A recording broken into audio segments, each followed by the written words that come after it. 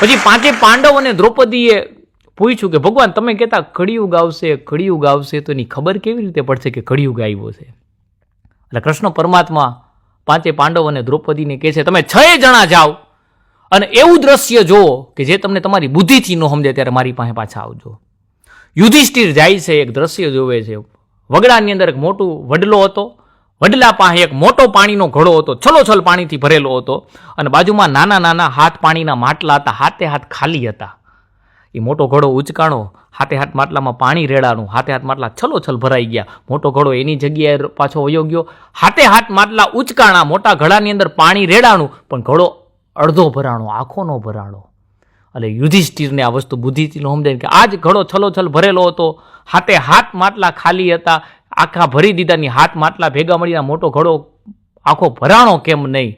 એટલે આવીને કૃષ્ણ પરમાત્માને વાત કરે છે. ત્યારે કૃષ્ણ પરમાત્મા કહે છે કે એક મા બાપને 7 સંતાનો હોય છે ને તો એ 7 સંતાનોનું પૂરું કરી શકશે, પણ 7 સંતાનો ભેગા મળીને એક મા બાપનું ન પૂરું કરી શકે ને, આવું જ્યાં જ્યાં જોવો ને એ કળિયુગની નિશાની.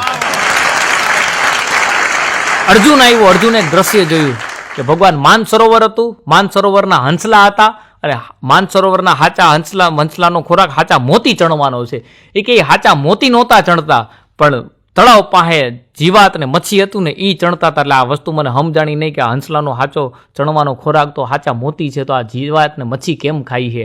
ત્યારે કૃષ્ણ ભગવાને કીધું કે એવા ઘણા પાખંડી માણસો હશે કે જે બહારના દેખાવથી, બહારના કપડાથી, બહારના વેશથી જે હારા અને શુદ્ધ સાત્વિક લાગતા હશે, પણ એ બધાના કરતૂતો કાળા હશે. આવું જ્યાં જ્યાં જોવો ને એ કળિયુગની નિશાની છે.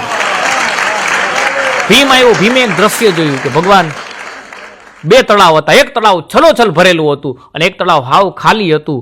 ખાલી તળાવ હતું ને એ છલોછલ ભરેલા તળાવ પાસે મદદ માગતું હતું કે મને મદદ આપ, મારે પાણીની જરૂર છે.